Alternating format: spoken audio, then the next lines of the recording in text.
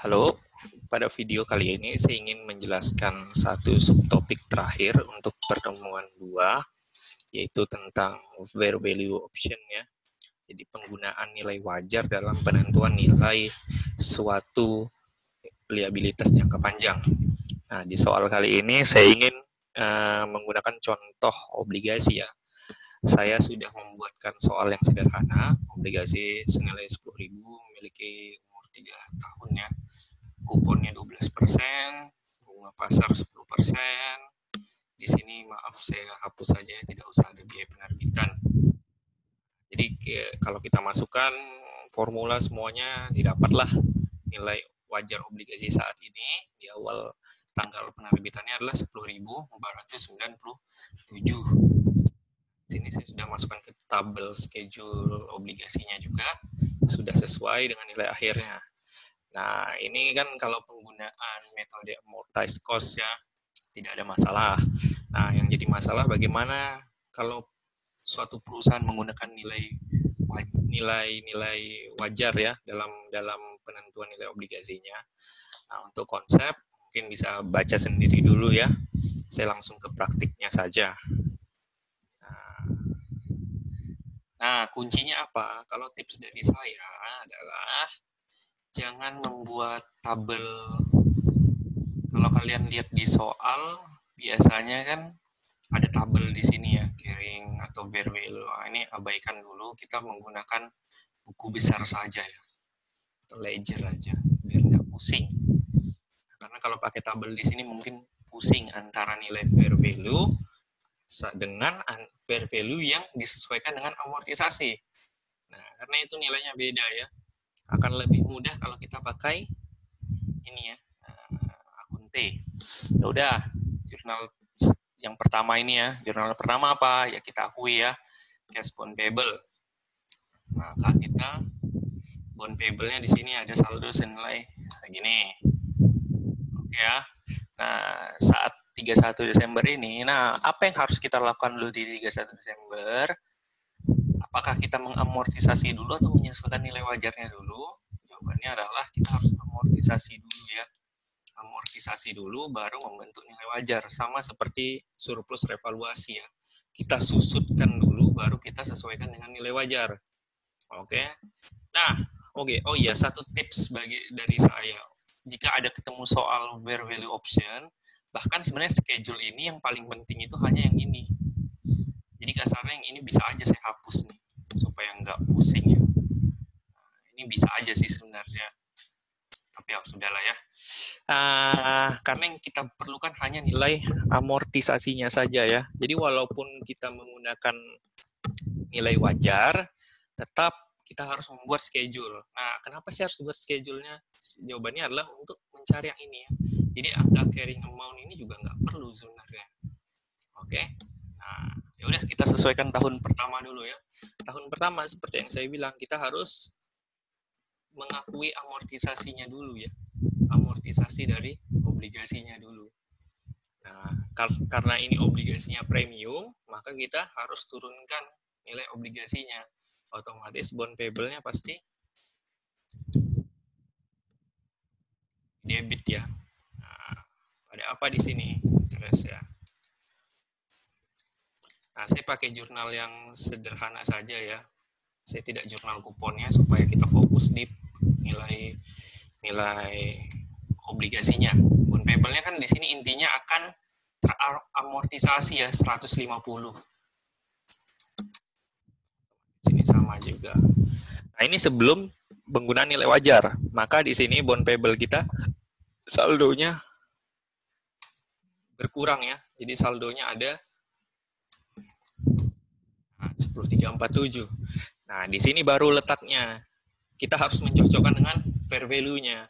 Jadi yang harus dicocokkan dengan fair value itu adalah nilai setelah amortisasi ya. Jadi nilai setelah amortisasi.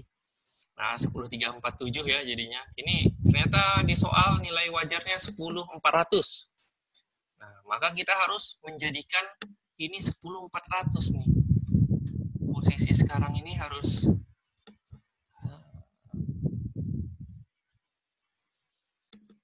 Nah, ini posisi akhir ini harus 10.400. Nah, kita harus apakan? Otomatis di sini kita harus tambahkan ya. Kita harus kredit.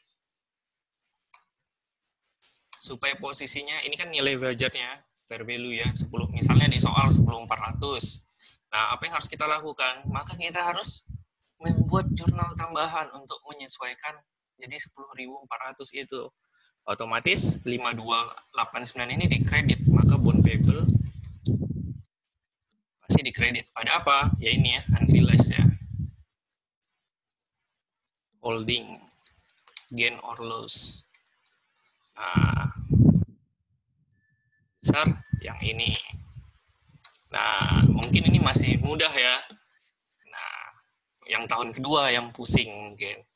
Balik lagi, tabel yang perlu itu hanya yang amortisasi premium saja ya. Mungkin saya beginiin supaya ekstrim ya. Jadi fokusnya memang di situ. Oke, kita masuk ke tahun kedua ya. 31/12/2021. Diketahui bahwa amortisasinya 165. Oke. Syarat pertama saya bilang tadi kan alurnya harus menjurnal amortisasi dulu.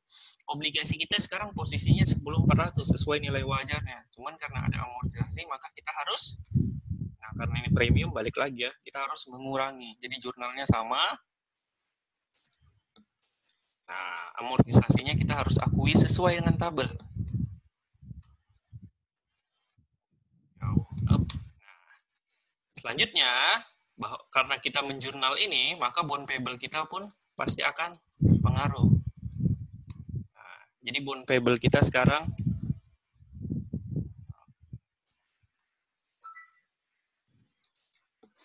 bond payable kita pun sekarang jadinya 10.234. Nah, makanya jadi hati-hati kalau di revisi Pak Mahrus kemarin yang baru saya share tadi itu menggunakan fair value ya. Jadi intinya fair value-nya itu harus disesuaikan amortisasi dulu. Langkah pertama intinya amortisasi baru sesuaikan dengan fair value. Contoh misalnya fair value-nya ternyata di tahun kedua ini di 31 Desember 2021 obligasi kita nilainya 10.200. Maka di sini intinya ada 10.200 fair value-nya.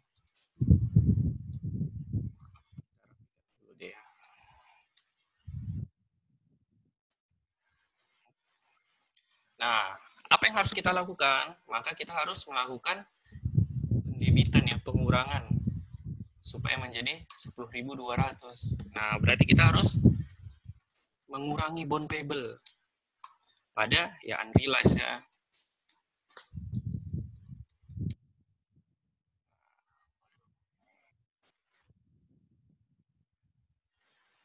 Sebesar berapa? Ya sebesar ini ya selisihnya. Maka di awal tahun obligasi kita akan mencerminkan nilai wajarnya ya. Nah, kuncinya begitu. Saat kita menggunakan menerapkan penggunaan nilai wajar dalam menghitung instrumen liabilitas kita di awal tahun itu harus nilai obligasinya memang harus mencerminkan nilai pasarnya, nilai wajarnya ya. Jadi 10.200. Kita lanjut deh tahun terakhir ya, 31/12/2022. Apa yang harus kita lakukan? Balik lagi, amortisasi dulu ya, amortisasi. Jurnal amortisasi selalu sama karena ini kondisi premium.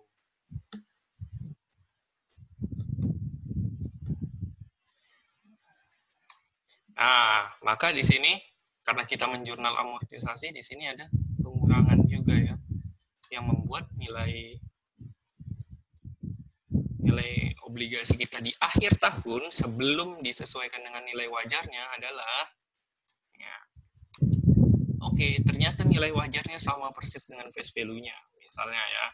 Maka di sini nilai wajarnya adalah karena face value-nya 10.000, maka nilainya 10.000. Apa yang harus kita lakukan supaya mengakui nilai wajarnya 10.000?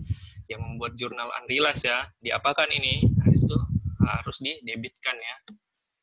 Nah, jadi pas. Jadi jurnal terakhir kita sama seperti ini ya, mendebit bond payable. sebesar berapa.